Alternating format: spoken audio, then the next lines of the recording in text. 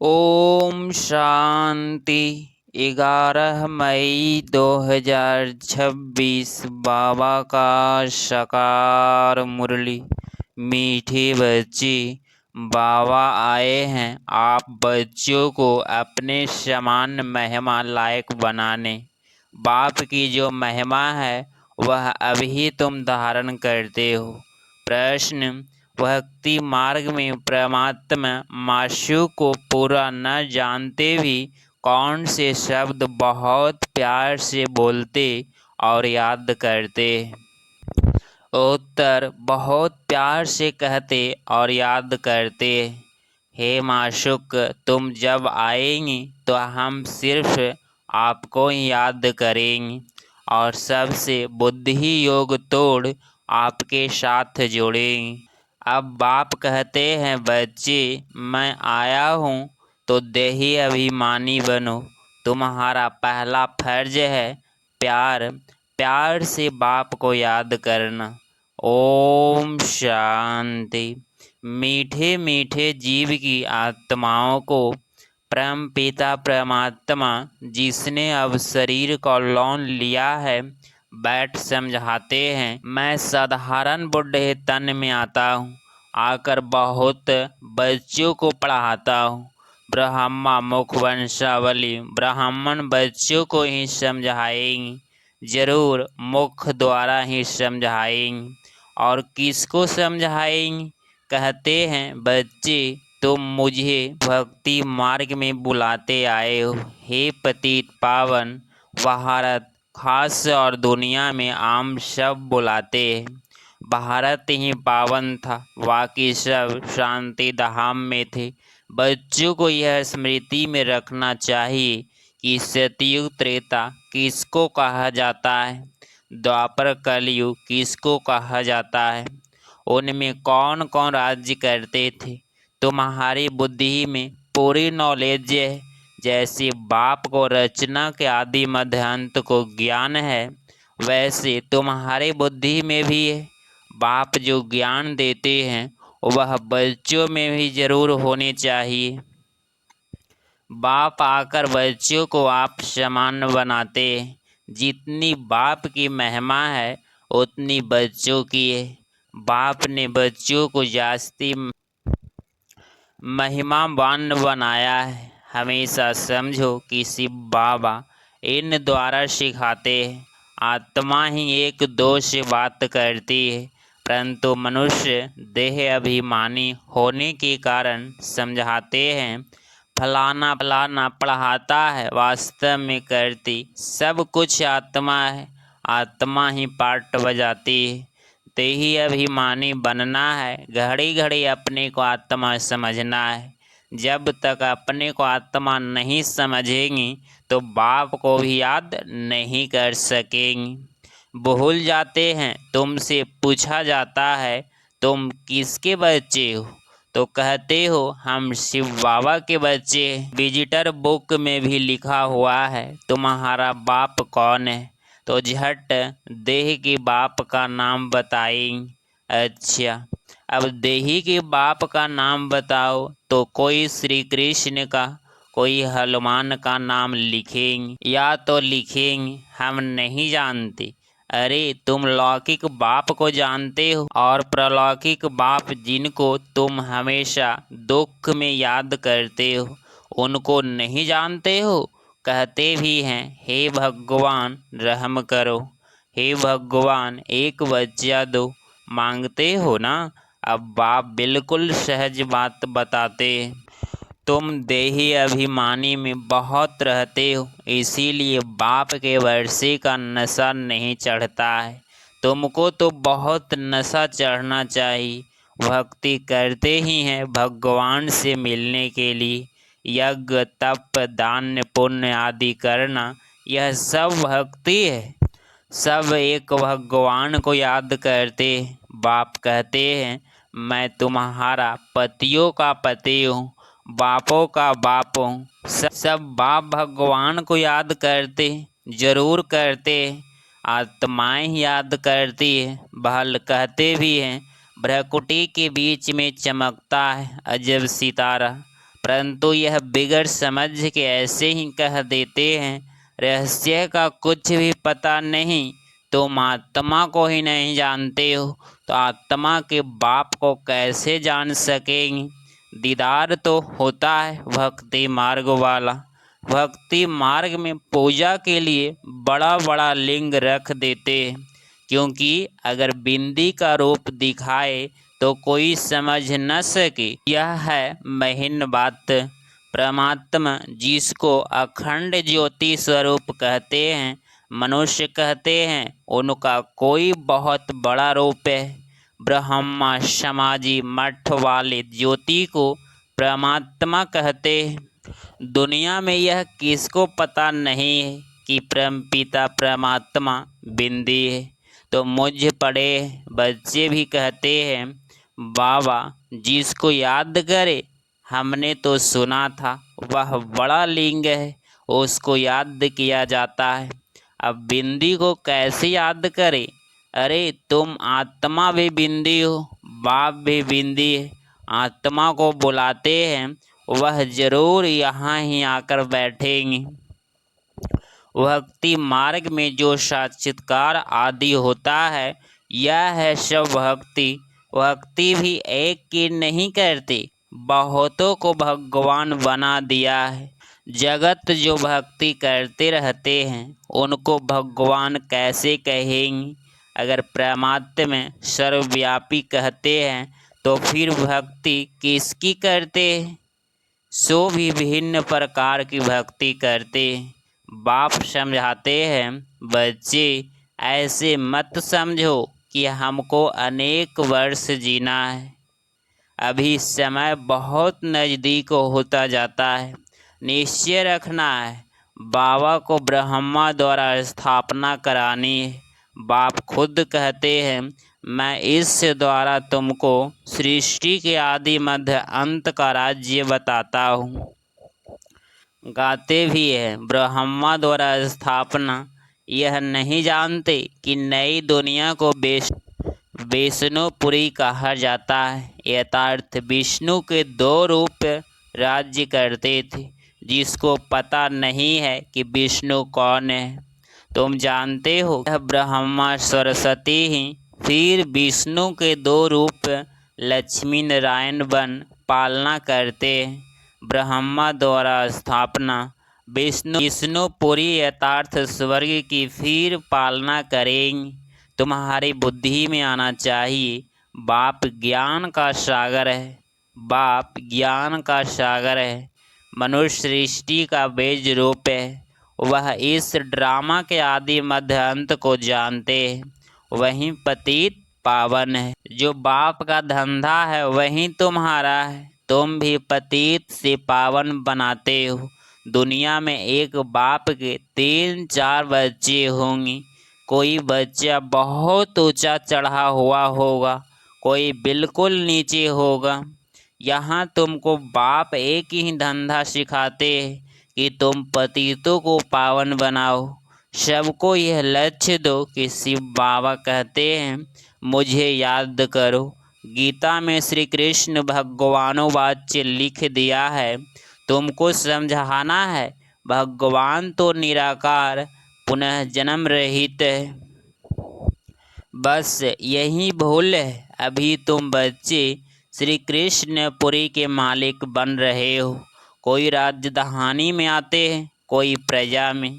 श्री कृष्णपुरी कहा जाता है क्योंकि श्री कृष्ण सभी को बहुत ही प्यारा है। बच्चे प्यारे लगते हैं ना।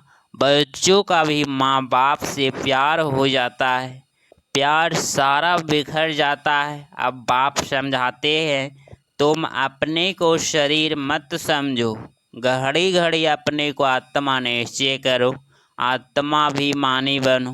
बाप भी निराकार है। यहाँ भी शरीर लेना पड़ता है समझाने के लिए। बिगड़ शरीर तो समझा नहीं सकेंगे। तुमको तो अपना शरीर है। बाबा फिर लोन लेते हैं, बाकी इसमें प्रेरणा आदि की बात ही नहीं। बाप खुद कहते हैं, मैं यह शरीर धारण कर बच्चों को पढ़ाता हूँ। क्योंकि तुम्हारी आत्मा जो अभी तमो प्रधान बन गई है उनको शतो प्रधान बनाना है। गाते भी है पतित पावन आओ, परंतु अर्थ नहीं समझते। अभी तुम समझते हो बाप कैसे आकर पावन बनाते हैं, यह भी तुम जानते हो। सतयुग में सिर्फ हमारा ही छोटा जहाड़ होगा, तुम स्वर्ग में जाएंगे। बाकी जो इतने खंड है उसका नाम निशान नहीं होगा। भारत खंड ही स्वर्ग होगा। परम पिता परमात्मा ही आकर हेवन की स्थापना करते हैं। अभी हेल है, प्राचीन भारत खंड ही है जहाँ देवताओं का राज्य था, अब नहीं है। उन्हों के यहाँ मंदिर है, चित्र है, तो भारत की ही बात हुई। भारत की ही बात हुई। यह भारत पहले सोने की चिड़िया थी। यह कोई भी भारतवासी की बुद्धि में नहीं आता कि भारत स्वर्ग था। यह लक्ष्मी नारायण मालिक थे और कोई खंड नहीं था। अब तो अनेक धर्म आ गए हैं। भारतवासी धर्म भ्रष्ट कर्म भ्रष्ट बन गए हैं। श्री कृष्ण को श्याम सुंदर कह देते हैं, परंतु अर्थ नहीं समझते। पर यह सावरा था ना, कहते हैं श्री कृष्ण को सर्प ने डसा तो सावरा हो गया। अब वह तो सतयुग का प्रिंस था, कैसे काला हो गया। अभी तुम यह बातें समझते हो। श्री कृष्ण के माँ बाप भी अभी पढ़ रहे हैं। माँ बाप से उत्तम श्री कृष्ण गाया हुआ है। माँ बाप का कोई नाम नहीं है। नहीं तो जिस माँ बाप से ऐसा बच्चा पैदा हुआ वह माँ बाप भी प्यारे होने चाहिए, परंतु नहीं। महिमा सारी राधे कृष्ण की है, माँ बाप की कुछ है नहीं। तुम्हारी बुद्धि में ज्ञान है, ज्ञान है दिन, भक्ति है रात। अंधियारा रात में ठोकरे खाते रहते। अभी तुम बच्चों को समझाया जाता है, घर में रहो, यह सर्विस भी करते रहो, कोई को भी समझाओ। तुम आधा कल्प के आशिक हो, एक माशूक के भक्ति मार्ग में सभी उनको याद करते तो आशिक ठहरे ना, परंतु माशूक को पूरा जानते नहीं है, याद बहुत प्यार से करते हैं। हे माशूक, तुम जब आएंगी तो हम सिर्फ आपको ही याद करेंगे और सबसे बुद्धि योग तोड़ आपके साथ जोड़ेंगे। ऐसे तो गाते थे ना, परंतु बाप से हमको क्या वर्षा मिलता है यह किसको भी पता नहीं है। अब बाप समझाते हैं, तुम देही अभिमानी बनो, बाप को याद करना तुम बच्चों का पहला फर्ज है। बच्चा हमेशा बाप को, बच्ची माँ को याद करती है। हम जिसमें है ना, बच्चा समझता है हम बाप का वारिस बनेंगे। बच्ची थोड़ी ही कहेगी, वह तो समझती है हमको पैर घर से ससुर घर जाना है। अब तुम्हारा निराकार और साकार पैर घर है, बुलाते भी है, हे परम पिता परमात्मा रहम करो, दुख हरो सुख दो, हमें रिवरेट करो, हमारा गाइड बनो। परंतु उसका अर्थ बड़े बड़े विद्वान आचार्य भी नहीं जानते हैं। बाप तो सर्वकारी रिवरेटर है, वही सबका कल्याणकारी है। बाकी वह अपना ही कल्याण नहीं कर सकते तो औरों का क्या करेंगी। यहाँ बाप कहते हैं, मैं गुप्त आता हूँ। खुदा दोस्त की कहानी सुनी है ना। अब यह पुल है कलयुग और सतयुग के बीच का, उस पार जाना है। अब खुदा तो बाप है, दोस्त भी है, माता पिता शिक्षक का पाठ भी बजाते हैं। यहाँ तुमको साक्षात्कार होता है तो जादू जादू कह देते हैं। साक्षात्कार तो नौंधा भक्ति वालों को भी होते हैं, बहुत तीखे भक्त होते हैं। दर्शन दो नहीं तो हम गला काटते हैं, तब साक्षात्कार होता है, उनको नौंधा भक्ति कहा जाता है। यह नौंधा भक्ति की बात नहीं होती। घर में बैठे बैठे भी बहुतों को साक्षात्कार होते रहते हैं। दिव्य दृष्टि की चाबी मेरे पास है। अर्जुन को भी मैंने दिव्य दृष्टि दी ना। यह विनाश देखो, अपना राज्य देखो। अब मामिक में याद करो तो यह बनेंगे। पवित्र बनना है। अभी तुम समझते हो विष्णु कौन है। मंदिर बनाने वाले खुद नहीं जानते विष्णु द्वारा पालना। चार भुजा का अर्थ ही है दो भुजा मेल की, दो भुजा फीमेल की। विष्णु के दो रूप लक्ष्मी नारायण है, परंतु कुछ भी समझते नहीं है। जिसका भी ज्ञान नहीं है, न शिव बाबा का न विष्णु का। पहले पहले बाबा का आकर्षण था, बहुत आते थे। शुरुआत में सारा आंगन भर जाता था। जज मजिस्ट्रेट सब आते थे। फिर विकार का झगड़ा शुरू हुआ। कहने लगे बच्चे नहीं पैदा होंगे तो सृष्टि कैसे चलेगी। यह तो सृष्टि बढ़ने का कायदा है। गीता का बात ही भूल गए कि भगवानोवाच्य काम महाशत्रु है, उस पर जीत पानी है। कहने लगे स्त्री पुरुष दोनों इकट्ठे आए, उनको ज्ञान दो, अकेले को नहीं दो। अब दोनों भी आए तो देवे ना। देखो दोनों को इकट्ठा भी देते हैं तो भी कोई ज्ञान लेते हैं, कोई नहीं लेते हैं। तकदीर में नहीं होगा तो क्या कर सकते हैं। एक हंस एक बगुला बन पड़ते। यहाँ तुम ब्राह्मण देवताओं से भी उत्तम हो। जानते हो हम ईश्वरीय संतान हैं, शिव बाबा के बच्चे। वहाँ स्वर्ग में तुमको यह ज्ञान नहीं रहेगा। न जब निराकारी दुनिया मुक्ति धाम में होंगी तब यह ज्ञान होगा। यह ज्ञान शरीर के साथ ही खत्म हो जाता है। अभी तुमको ज्ञान है, एक बाबा पढ़ा रहे हैं। अब यह खेल पूरा होता है, सब एक्टर्स हाजिर हैं। बाबा भी आया है, आत्माएं भी आती रहती है। जब सब आ जाएंगी तब विनाश होगा। फिर सबको बाप साथ ले जाएगा। सबको जाना है, इस पतित दुनिया का विनाश होना है। अच्छा, मीठे मीठे सिकिलधे बच्चों प्रति माता पिता बाप दादा का याद प्यार और गुड मॉर्निंग। रूहानी बाप की रूहानी बच्चों को नमस्ते नमस्ते। धारणा के लिए मुख्य सार पॉइंट नंबर फर्स्ट, पतित से पावन बनने का धंधा जो बाप का है वही धंधा करना है। सबको लक्ष्य देना है कि बाप को याद करो और पावन बनो। पॉइंट नंबर 2, यह ब्राह्मण जीवन देवताओं से भी उत्तम जीवन है। इस नशे में रहना है, बुद्धि का योग और सबसे तोड़ एक मासू को याद करना है। 11 मई 2026 का वरदान, त्याग और स्नेह की शक्ति द्वारा सेवा में सफलता प्राप्त करने वाले स्नेही सहयोगी भव। स्पष्टीकरण, जैसे शुरू में नॉलेज की शक्ति कम थी, लेकिन त्याग और स्नेह के आधार पर सफलता मिली।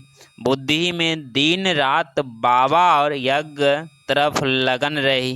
जिगर से निकलता था बाबा और यज्ञ। इसी स्नेह ने सभी को सहयोग मिलाया। इसी शक्ति से केंद्र बने। सकार स्नेह से भी मन मना भव्य बने। सकार स्नेह ने ही सहयोगी बनाया। अभी भी त्याग और स्नेह की शक्ति से घिराव डाले तो सफलता मिल जाएगी।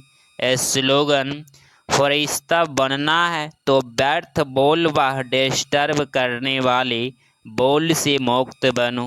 यह व्यक्ति सारे सदा अचल अडोल एक रस स्थिति का अनुभव करो। कोई भी बात हो जाए, चाहे प्रकृति की चाहे व्यक्ति की, दोनों अचल स्थिति के आसन को जरा भी हिला न सके, इतने पक्के हो ना जैसे देखो शरीर आसन पर नहीं टिक सकता तो हलचल करेगा ना, ऐसे मन हलचल तो नहीं करता, सदा अचल अडोल। जहाँ भी हलचल नहीं हो, अगर कभी हलचल और कभी अचल हो तो सिंहासन भी कभी मिलेगा कभी नहीं मिलेगा। अगर आप इस चैनल पे डेली मुरली क्लास सुन रहे हैं तो चैनल को प्लीज़ सब्सक्राइब करें और नोटिफिकेशन ऑल पे क्लिक करें। मिलते हैं अगली मुरली क्लास में। ओम शांति। ओम शांति।